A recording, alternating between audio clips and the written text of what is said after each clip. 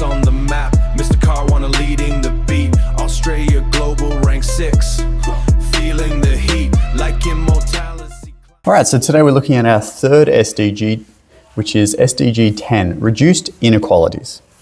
So SDG 10, Reduced Inequalities, by definition, focuses on reducing inequality by ensuring that the benefits of economic growth, social progress, and development are shared equitably, okay? The goal of the SDG 10 is to remove systemic barriers related to income, wealth, education, gender, age, disability, race, ethnicity, and geographic location. In other words, reducing socioeconomic disparities will therefore directly increase access to quality healthcare, nutritious food, secure housing, and preventative services, and therefore enhance the health of communities and populations.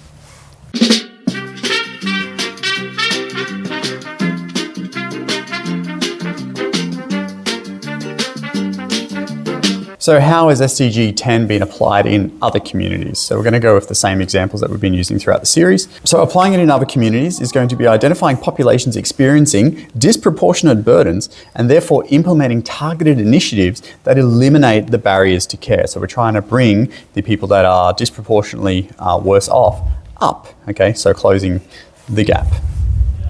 So first example is going to be Marinduka Justice Reinvestment Program based out in Burke.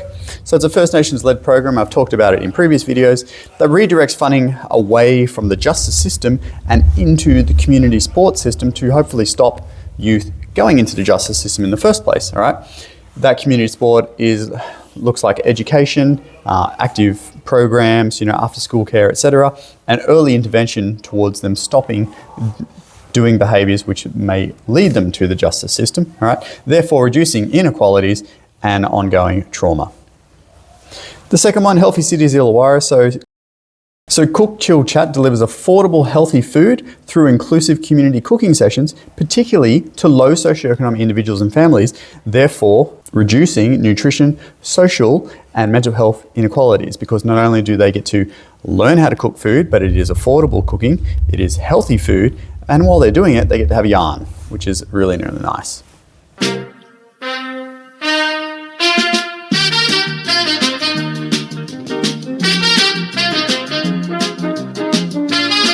So what lessons can we draw from these programs and apply it to our own communities? So reduced inequalities must be community driven, all right? I've said this in the other two videos and I'm saying it again, must be community driven, okay? They can't just come top down and applied in a blanket sense, right? They must be culturally safe and they must be focused on empowering the marginalized groups, bringing them up, all right? The people at the top, they're fine, okay? Don't worry about them. If they've got their own issues, then that's not statistically significant, all right? We're trying to bring up the lower groups. So from the Marinduka initiative, when communities have controlled over resource allocation, it's going to increase engagement in the programs and therefore decrease overall harm.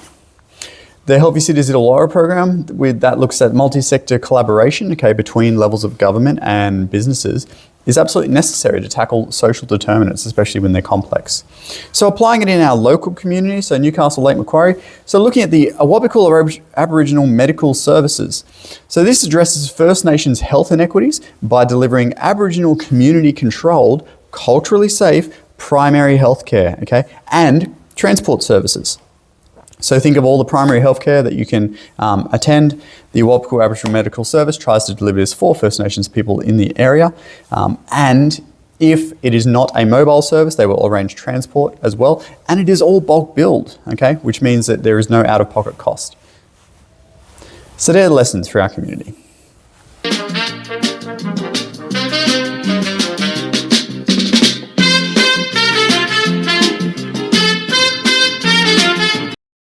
Okay, so what are the major issues for community? Once again, I'm going to sort of be rehashing a little bit here from the previous videos, but just to touch on it, so Lake Macquarie and Newcastle, so we have increased rates of type 2 diabetes, CVD and obesity, particularly in those lower socioeconomic pockets around the cities.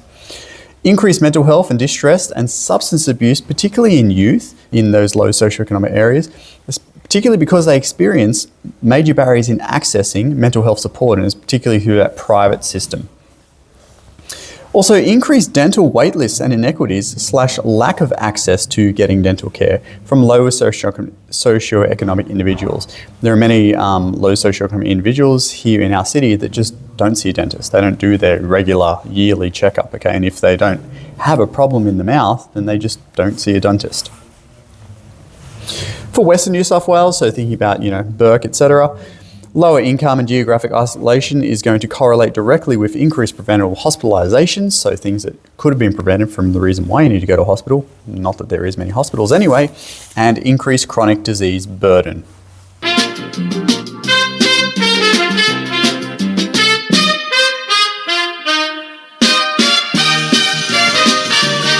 Alright, so what strategies are needed to apply SDG 10 to make sure that we are reducing these inequalities? So effective advocacy and intervention removes out-of-pocket costs, it improves access, including transport, and involves community in decision-making, and these things are main barriers to getting the access required. Examples is that healthcare should be culturally safe and it should always be bulk billed care, alright? So immediately if you start thinking of this on the flip side, if healthcare is not culturally safe, then people aren't going to attend it. If healthcare is not bulk billed, then less people are going to attend it. And when you are looking at these marginalised groups, they're the ones who are targeted and most likely to not seek out healthcare. Targeted transport and outreach infrastructure, right? So for people who are living rurally and remotely, including the use of more telehealth services. And also hubs. And there are lots of hubs popping up around the place, which is excellent.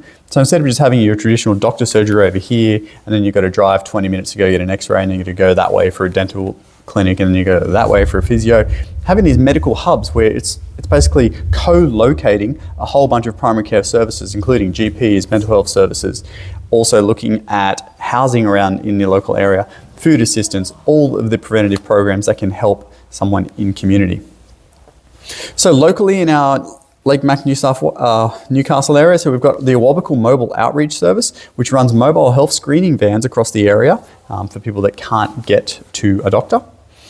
And also the Headspace Lake Macquarie empowers youth ambassadors to advocate for decreasing the barriers to mental health care, particularly for the LGBTQIA community.